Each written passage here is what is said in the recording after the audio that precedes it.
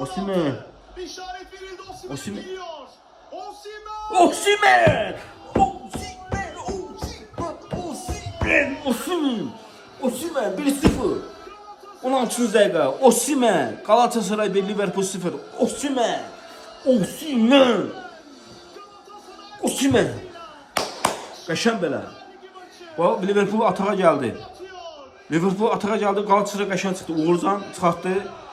Boş qapıya vurdu. Bilmirəm Abdülkerim idi desən, yoxsa Jakobs'di.